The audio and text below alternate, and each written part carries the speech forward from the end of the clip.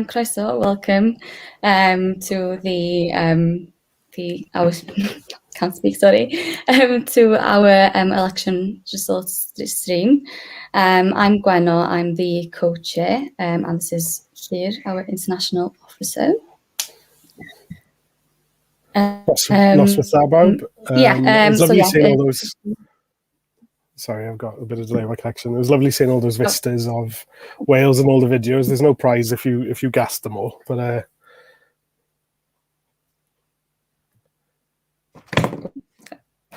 yeah. So yeah, there's 30 minutes left to vote if you haven't voted already. Voting closes at 6 o'clock.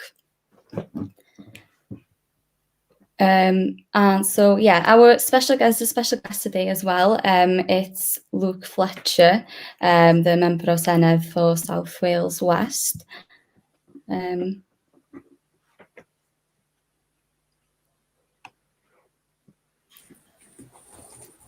Okay. Hello. Sorry, trying to find the unmute button then. Noswaith, Luke, how's it going? Good, yeah. Good. Trying to catch up with a lot of things over the summer recess, but getting there slowly. But yeah, no, as Gwenno said, member for South Wales West, covering a very large region, all the way from my hometown in Pencoed, all the way over to Gower, to the Gower Peninsula. A very long, very big distance to cover. But luckily, I've got a good colleague in Sinead Williams, so we're working together on that one. But yeah, catching up on a lot of things.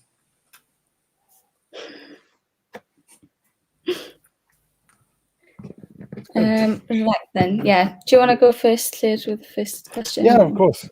That's great. As you said, it's a very big region. It's a bit different to, so it's a bit smaller than Mid and West, where I'm from, that covers 2/3 of Wales, but it's still quite a significant region. And you got lovely places there as well, the Gower Peninsula and all of that. So straight into some questions.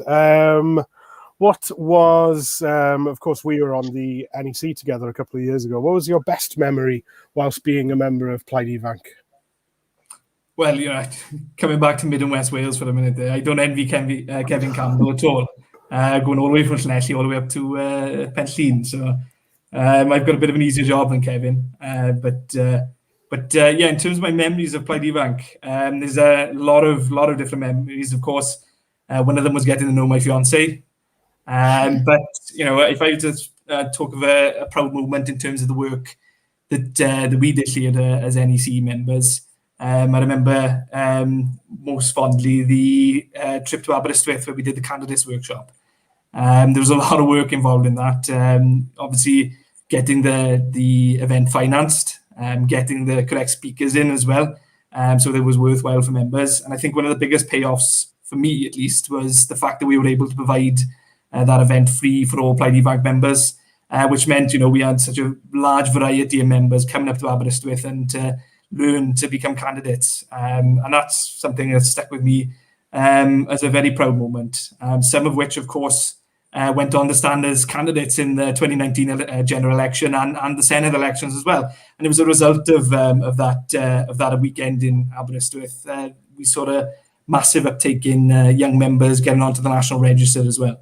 But if we were to talk more generally about memories, and I think hopefully you would agree with this one, Llyr, it was the nights that we spent in Borth, which seemed to be a second home for Plaid Ifanc in many ways. But the nights we spent in the Friendship Inn around a piano, singing to our heart's consent until the early hours of the morning. I mean, I never said I was a good singer. I probably threw people off key quite a bit, but everyone was professional enough not to show that. But I think the socialization aspect as well is something that I remember very fondly about Plaid Ifanc, meeting young-minded, like-minded members like me at the time, who believed in Plaid Ifanc and pushing Wales towards independence and the socialist independence at that. You're bringing back a lot of memories. The poor people of Borth, what have they done without Plaid Ifanc crowding their pubs, stealing the piano and singing everything for the last 18 months? We're going to have to organise quite a big comeback. And I'm sure a lot of them are quite happy. For peace and quiet. Yeah, it's a lot quieter.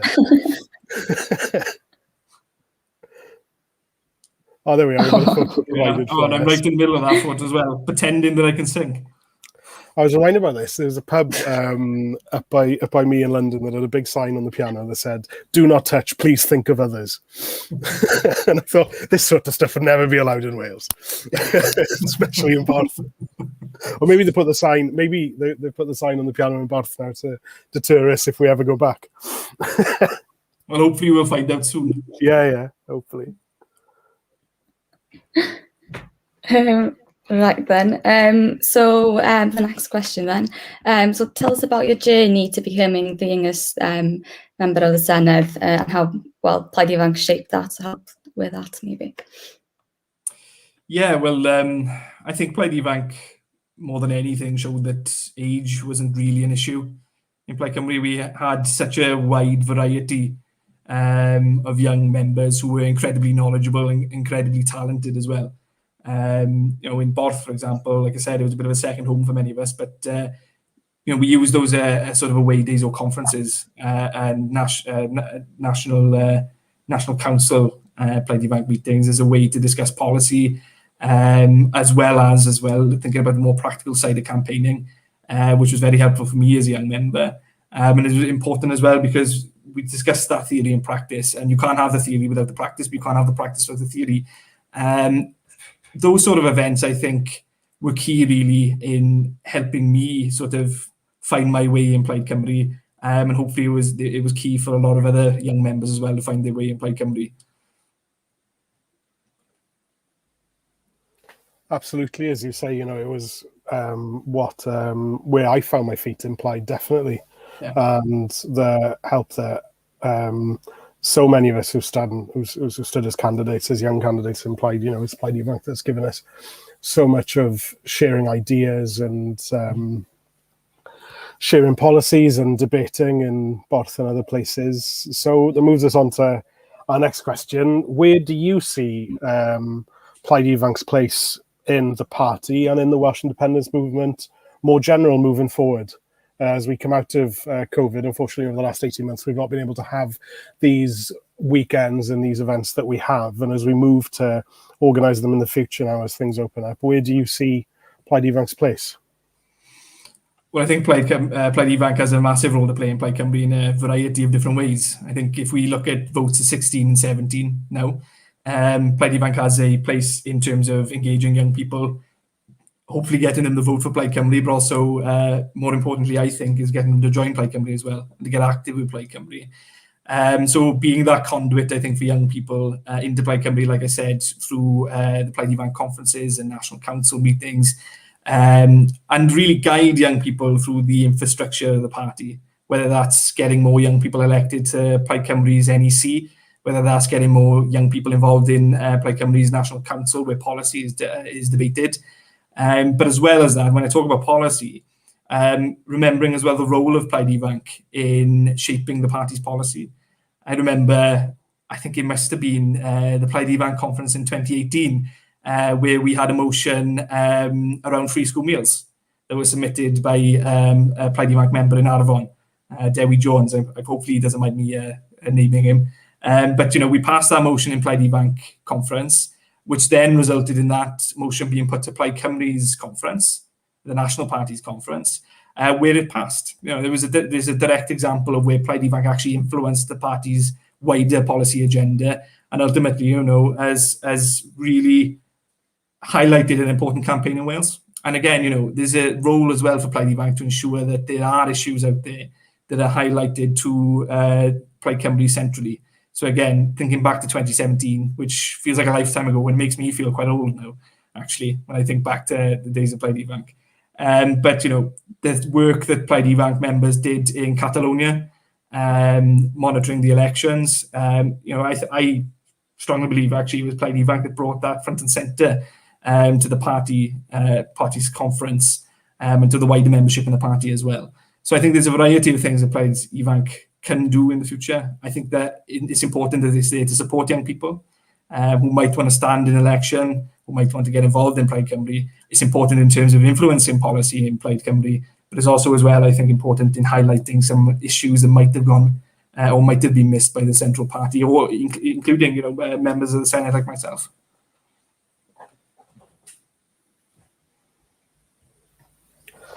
Absolutely, yeah, as you say, when we were, especially on issues like Catalonia and youth issues, bringing them to conference, bringing the motions forward, you're right there. And I'm really looking forward to the day where we can return to the face-to-face events of the past. And I've got to pay tribute to the NEC over the last 2 years for organising the online events and keeping the visual face of the movement going. It's been fantastic to see. Gwen, I'll pass on to you to ask the next question. Cool. So yeah, as some may know, so I used to be a member of the Labour Party. So what was the final straw that made you leave Labour and join Plaid Cymru? Well, yeah, it was in the belly of the beast in many ways. I think a bit of background on me, I think, would be quite helpful, actually. I grew up in a working class community. My father was a trade union rep. My grandmother was a trade union rep. The community I grew up in was a Labour stronghold. So naturally, when you're a young person, you get interested in politics, and you're in that situation, you sort of gravitate towards the Labour Party, and of course, the Labour Party is very good at, I think, attracting young people into their movement and helping those young people along. Something I think there's a lot of work for Plaid Cymru to catch up on in doing, and I think again Plaid Ifanc has a very important role to play in that. But for me, I think there was a lot of influences. I think once I had gone to university and had become a lot more open to different ideas. Different discussions. I mean, my flatmate in first year, Rhys Davis, still claims the victory of getting me to eventually join Plaid Cymru. After our talks until about 2 o'clock in the morning every night in the flat, because we had nothing better to do, clearly. But I think it was the general attitudes then I saw when I was in university towards the Welsh language, towards Wales in general, that ultimately moved me from the Labour Party to Plaid Cymru. And since then, I haven't looked back. I've felt that Plaid Cymru has been a lot more welcoming of a place nationally than the Labour Party, but also as well stands for the right things. Not just independence, but is a socialist party. You look at our policy on free school meals, for example, and then reflect on the fact that Plaid Cymru has presented a motion to the Senedd 4 times, and that's been voted down by the Labour Party. When I see stuff like that happen, I know that I've made the right decision when I came to Plaid Cymru.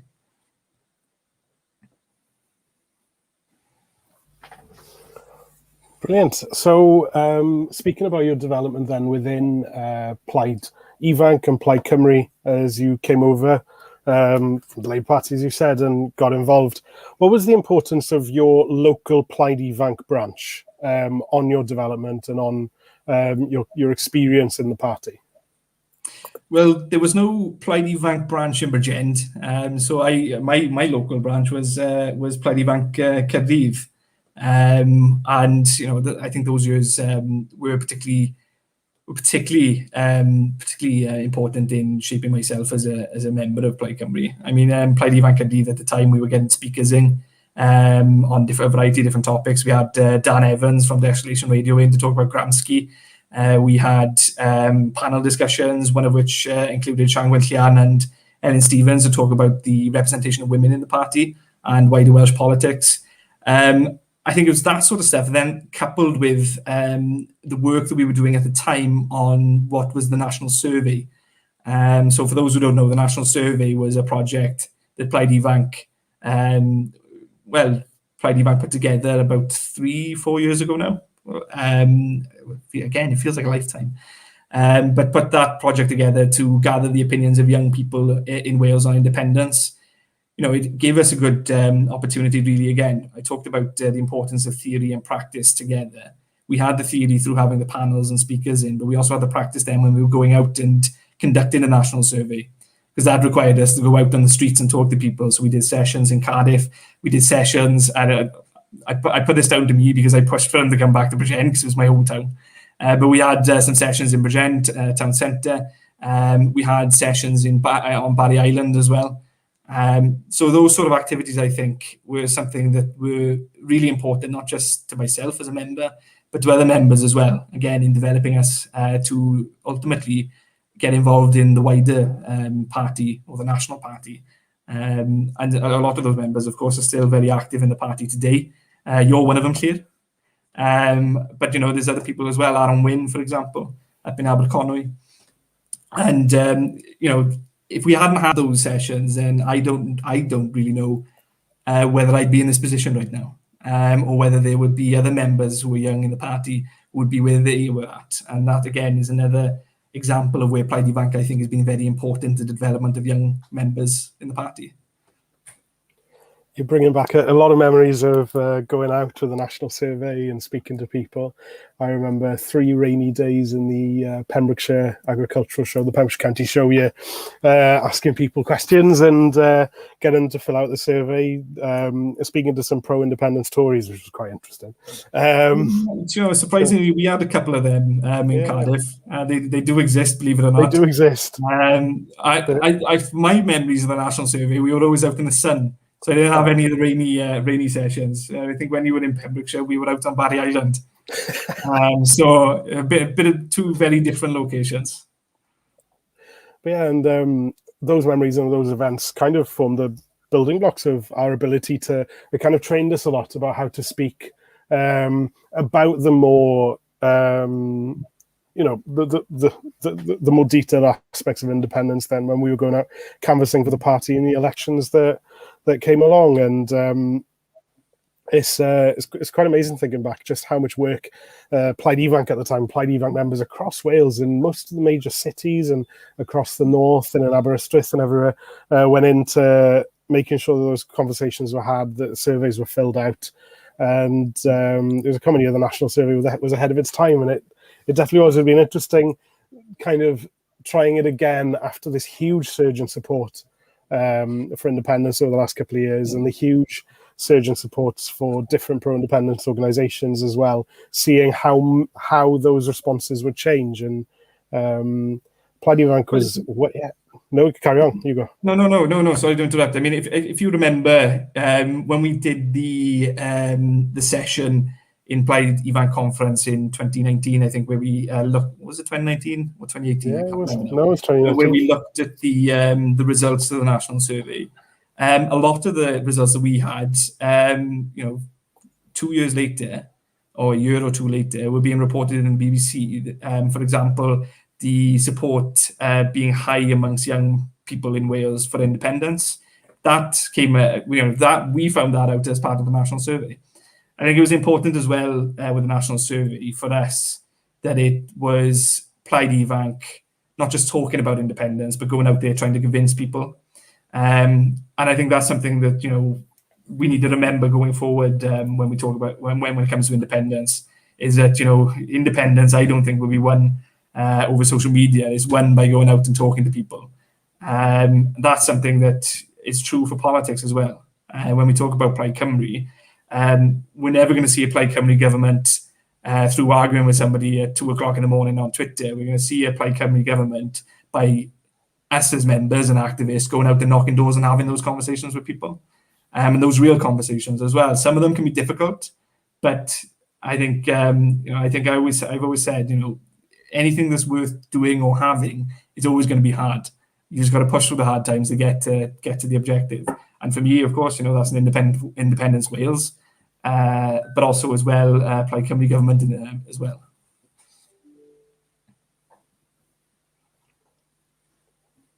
Yeah, exactly. Gwen, I'll pass on to you for the next question. Yeah. While working towards independence, what major economic change do you want to see in Wales? Well, quite a large question, broad question. I think it's going to be increasingly important now, and I think especially after we've seen the IPCC's report on climate change, and every decision that we make when it comes to the economy takes into account the climate and nature emergency. So, for example, I've talked a lot since being elected as a member of the Senate about the idea of a just transition, because I think it's very important to bring people along with us on this journey, if you want to call it a journey. And the whole point of a just transition is to ensure that in sectors that don't have a clear path to decarbonisation, so for example, steel, in those sectors, the workers in those sectors aren't left behind, because ultimately there's going to have to be certain sectors that are going to change substantially or might not even exist in a couple of years' time. So what happens to the people who work in those industries? Now, a just transition, of course, ensures that those people aren't left behind. So that's by looking at stuff like providing training to those workers to ensure that they can then go on to a new job in the new economy. And we know that Scotland have already set up a Just Transition Commission, which looks at the policies that the Scottish government have put into place to tackle climate change. And again, ensures then that those who were affected by that compensated and retrained so that they can continue working in the economy. And that's something I've pushed for the Welsh Government to implement as well, a Just Transition Commission. But I think that also speaks to a wider point, actually, which is ensuring that a lot of the inequalities that are in society are addressed, poverty being one of the major ones for me. I think the fact that, you have, so many children who living in poverty at the moment is nothing short of a crime against humanity. The fact that you have children who live in poverty who can't get free school meals, again, is something that, we're not to be too dramatic, but it does to some extent keep me awake at night, and it's something I do think about every single time when I go into that chamber to debate anything to do with poverty or the economy. The economy ultimately, I think, has to work for people, and it hasn't worked for people for the past couple of centuries, really, if you want to be blunt about it. And it's bringing, I think, the economy back to basics, right?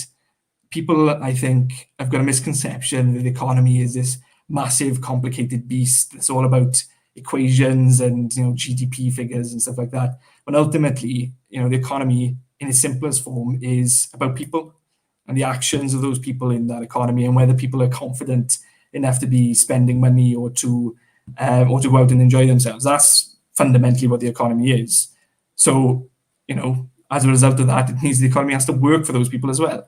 Recessions happen because of a drop in confidence, and if you don't address the fact that people are living in poverty, that they don't have a sustainable income, that again, you look at the rise of the gig economy. If you don't address these core issues, then nothing will change. And I think for too long now we've been talking about the want for this change, but the actions haven't followed what we've been saying. I'll take an example here of universal basic income. For me, that could provide us with an opportunity really to fundamentally change people's lives. It could help us as well, in theory. Again, there's a lot to be worked out, but in theory, it could help us readdress the balance between workers and employers. That's what I think, the pilot should be aiming to do, the Welsh Government pilot that's being discussed at the moment, to work out these specifics when it comes to UBI and see what the positives and negatives of it would be. But that's an idea, again, that we've been talking about for quite some time now. It's important that we ensure now that we follow through with that action. And that means for me, as a member of the Senedd, holding the Welsh Government to account on some of their promises as well. So I think I've jumped about quite a bit there in trying to answer that question. There's a lot to cover when it comes to the economy. But I think the core things that the economy has to now look at is obviously how do we address the climate and nature emergency. We can do that through investing in green technologies. Adam has talked about the green economy and Wales being at the forefront when it comes to the green economy, just like we were at the forefront of the Industrial Revolution. We have that ability here, we have the geography, we have the talent here to be able to do that. So investment in the green economy through renewable energy, for example, has to be a way forward, but also as well addressing poverty as well. You make such an important point there about addressing poverty, and I think on behalf of Plaid Ifanc, we can pay tribute to you and your colleagues in the Plaid Cymru Senedd group work for holding the Welsh Government to account on free school meals, holding the Welsh Government to account on finding a solution to poverty, and more specifically child poverty in Wales. We'll move on now to questions from the viewers, questions from the audience. There's the little banner below. As said, you've got a chance to ask your questions to Luke. You've just got to leave us a comment and we'll see them in front of us here. So the first comment we have is from Gwion, who's asking, who's your favourite non-plaid colleague in the Senedd? Good question. I've got quite a few, actually. Unsurprisingly, given my political leanings, a lot of them have tended to be in the Labour Party. So two of them are actually quite very local to me. You've got Sarah Murphy in Bridgend. It seemed like right at the start, when we first got elected, that we were a bit of a double act. Whenever I was having an interview, Sarah would also be having an interview at the same time, or would be on the same panel. So we got to know each other quite well through that. And of course, Hugh Ranker-Davies as well, who is the MS Frogmore, which is my home constituency. As we've already mentioned, I was once a member of the Labour Party back in the folly of my youth. But what I would say is, Hugh Ranker at the time was very supportive, and again, it's still very pleasant to me, and I've got a lot of time and a lot of respect for Hugh. So I think those two would probably be top of my list. Again, I think it's unfair actually to put people in ranking people, because I haven't got to know everyone yet. I'm sure there's some lovely people on the Tory benches. Sam Kurtz, I've bumped into him a few times in the corridor. I'm sure over time that list will change and it'll expand. Yeah, I was in Young Farmers Club with Sam Kurtz for years. He's a big YFC man down here in Pembrokeshire. Gwen, I'll pass on to you to ask the next question. Yeah, Johan's asking, are you excited to attend your first party conference as an MS this October? Yeah, I am actually. It's going to be very different and weird, I think, because before, obviously, as a member, you go to conference, and I think you get involved in things, don't you? You get involved in some of the policy debates. You get involved with the fringes. But it tends to be asking the questions. Now I'm going to be the one who's needing to answer the questions. So that's going to be a very different thing, I think. But I am looking forward to it. And I think I'm looking forward to it as well more than anything else, because we haven't had a face-to-face conference for quite some time now. And it might be a bit of a niche thing to look forward to, but I've always looked forward to conference. It's one of those times where you can meet a lot of friends from across the country, people you might not have seen actually since the last annual conference. So no, I'm looking forward to it. Hopefully you'll be there as well, Johan. I'm gutted. I'm going to miss you this year. I'm going to be in Brussels with our European partners, but it's you're right. You get to do a speech from the stage as well. You can have a name speech if I'm lucky. So, if you're lucky. So going back now, we've got a question here from Kai, who's asking, what is your favourite and least favourite, or favourite and worst part of being a member of the Senedd? That's a good question. I'll start with the favourite. I think it's being able now to take a lead on policy, to as well, I think, talk about some of the things that matter quite a bit to me. So I've already touched on poverty, for example. But I'm also, it's the ability, I think, to pursue other things as well. So I've been pursuing at the moment work around dementia and Lewy body dementia, something my grandmother had. So I've been working with Rhys Aberwen, the MS for South Wales Central on that. Also as well working with Greyhound Rescue Wales. For those who don't know or don't know me, greyhounds and whippets, sight hounds in general, are a bit of a love and passion of mine.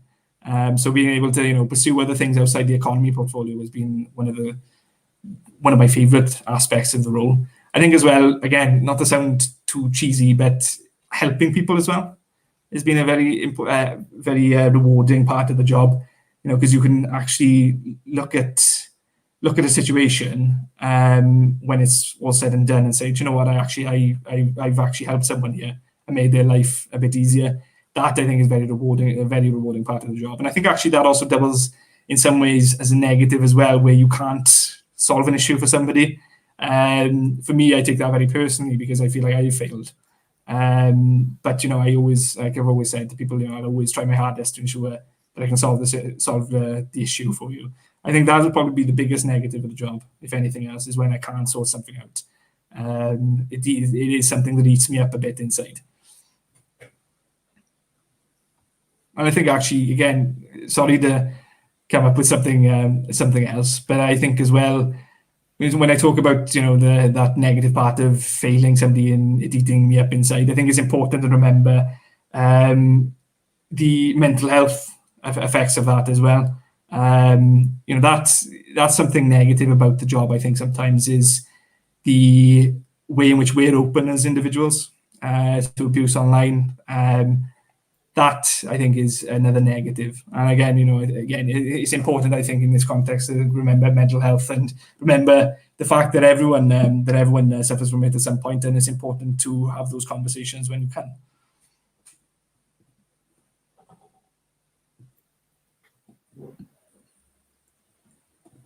Yeah. So the next question now is from Joshua. What's the most difficult part of the transition from Plaid Ifanc to Plaid Cymru overall, and then from that to a member of the Senedd? Well, I touched on the role of Plaid Ifanc and the role it could play for young members in Plaid Cymru, and part of that I think is being a supportive network. Because as you sort of transition into the wider party of Plaid Cymru, we're very lucky in Plaid Ifanc, I think, to have a lot of knowledgeable and a lot of keen individuals who want to try new and different things, and we're all very open to doing that as well. And sometimes, I think you have to be upfront about this. Sometimes you might end up going into one section of the party where people have done the same thing the same way over and over again. That can be difficult sometimes in trying to convince those people that, no, okay, how about we try this? Plaid Ifanc, I think, has an important role to help support members who want to try different things and to encourage members as well to get involved with Plaid Cymru, like I said. Then, of course, the switch to a member of the Senedd. I think, again, it's a big switch, isn't it? Because when you're a member of Plaid Cymru, you tend to be the one asking questions all the time. When you become that member of the Senedd, you have to answer those questions. You have to address a lot of issues. Again, I've said that can be a very rewarding part of being a member of the Senedd. But yeah, I think hopefully that's answered the question. Hopefully. I'm sure it has. There was a lot of information in there, and yeah, you're right. And the point you made earlier about mental health is so important, I think, for us to speak and be open about mental health. And you made a really important point there, especially when talking about what we have to face online, what people, especially people in the public eye, have to face online. And I think one thing that Plaid Ifanc has always done and always been is this wider support group for young members as they get involved in politics, as they stand for a local level, stand for community council and things like that.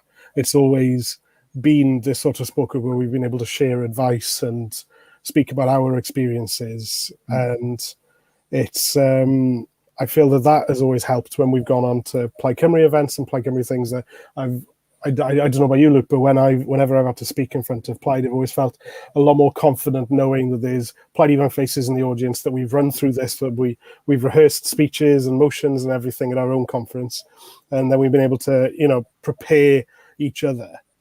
Yeah, I mean, that's the important point there, I think, is that as members of Plaid Ifanc, there's that wide variety of knowledge of what goes on in the party, and we've all had different experiences within the party. So there's going to be somebody who can offer help and advice if you might have come across something in the party.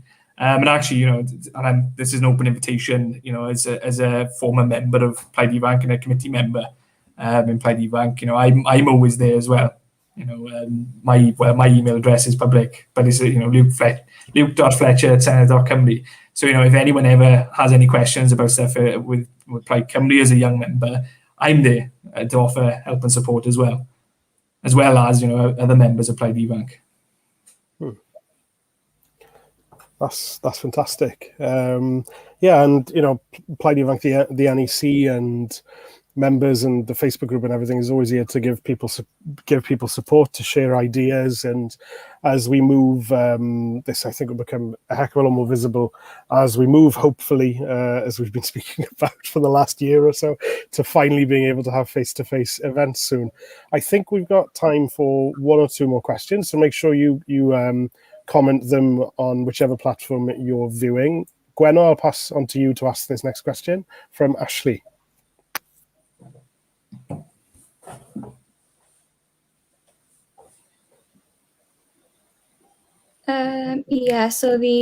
Ashley's asking, in your opinion, which areas do you think Plaid Ifanc needs to focus on to attract more members?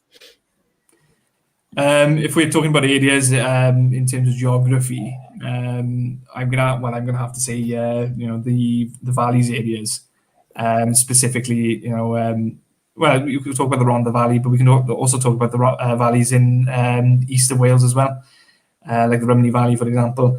And of course, because I have a vested interest in this, maybe the Ogmore, Garw, and Llanvi valleys as well. I think having more members involved in those areas is going to be important for Plaid Cymru going forward, because we have to win those areas if we want to see a Plaid Cymru government. So the more activists we can get in those areas, the better, really. Very short answer, but again, I hope that's answered the question.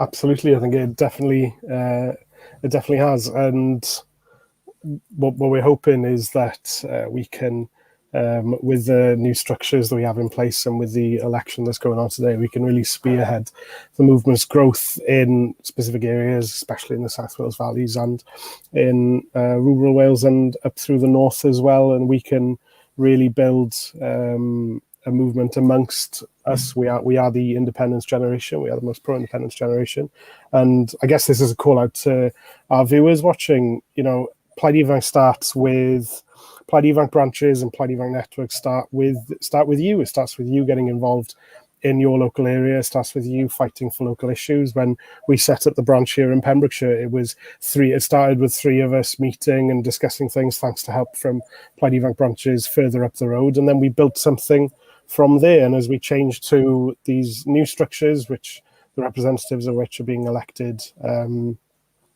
today, we can really build and strengthen our movement across the whole of Wales as we come out of these last 18 months where we've all been quite isolated and apart from each other.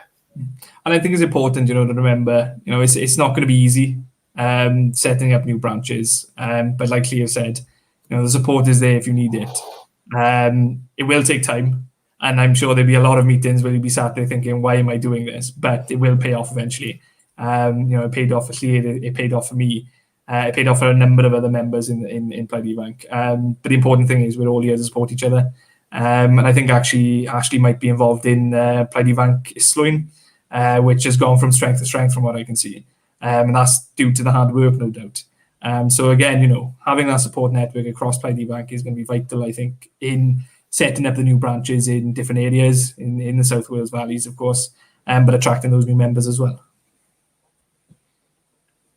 I don't know if it was Plaid Ifanc Islwyn or Plaid Ifanc Caerphilly that I spoke to, but it's amazing when we get these opportunities to speak to Plaid Ifanc members, just how the energy that's there to go out and campaign and achieve what we want to achieve. And that's something which we always see in Plaid Ifanc events, and it's fantastic. And it's fantastic that it's carried on from the for as long as, well, I'm still on the NEC. I'm a bit of old furniture now, but from your days on the NEC and then to present day as well. Well, we know an active Plaid Ifanc branch is really appreciated by the Central Party as well. Yeah. You've got to think actually about Plaid Ifanc Arfon, and the massive amount of work they did in the 2017 general election. And the 2019 general election, and every election really since they were founded, and how appreciative local members are of that, and how actually local members in Arfon have sort of coached in Plaid Ifanc Arfon now and have made them an essential part of every campaign they run. Yeah, absolutely. And also, I think it's Plaid Ifanc activists that are more likely to go out in the rain. I don't know. Maybe I'm making that one up. But I was out in the rain quite a bit in the 2019 election. I remember that. And I remember a lot of other young people being out at the same time as me. So I think you might be right there, Ian. We're stupid enough to go out in the rain. we are, that's the thing. Whenever I've been preparing international newsletters and stuff with campaigning photos, there's always just these faces trying the best to smile with absolutely soaked hands, green, covered in green ink from all the leaflets and everything. So I think you're right there. I'd just check if we got any more questions. Ashley said, "Diolch, Luke, totally agree. Without the values, there cannot be a Plaid Cymru government," and you've touched on that. Gwenno, I'll pass on to you now to move to the next step. If you've seen the runner down the bottom, there's free party membership to 16 and 17-year-olds, I think. If I'm right, you can follow the website down there. Getting involved in joining Plaid Cymru is 14 to 18-year-olds. Thank you. I've just had a little message in the chat here. So if you're between the ages of 14 and 18, then you can join Plaid Cymru for free. This does apply to first-year university students as well, I've just been told. So now's the perfect time for you to get involved. We may not have we've got the council elections next year, where there's a diverse range of Plaid Cymru candidates being selected to stand all across Wales. And what greater endorsement for them if the youth of Wales and young people across Wales get involved and get out there and achieve what we want to achieve, and that's Plaid Cymru in power and Plaid Cymru representatives elected across Wales, and us, the independence generation, ensuring that these campaigns are a success. So Gwen, I'll pass on to you to move on to the next step of this event tonight. Yeah, so now with I think Laura Kemp is going to come. Hello, with the election results. Hello, yes, thank you for having me. If you haven't seen me before, I'm your sections development officer. So I'm the sections voice within T Gwynfor and T Gwynfor's voice back to the sections. I've been brought in as your glamorous assistant to announce the results.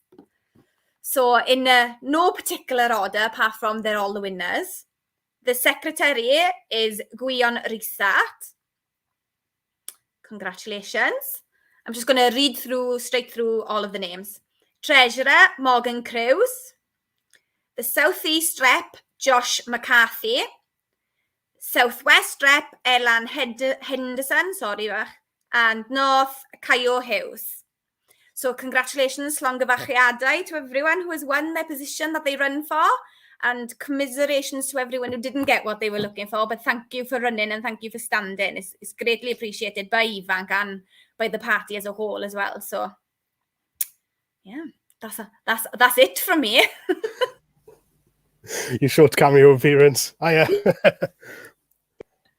Fantastic. As Laura just said, congratulations, llongyfarchiadau enfawr to those of you who have been elected, and it's going to be fantastic seeing you and seeing the contribution you'll have to make on the NEC in the coming weeks and months. And just a message to the candidates who haven't been successful this time.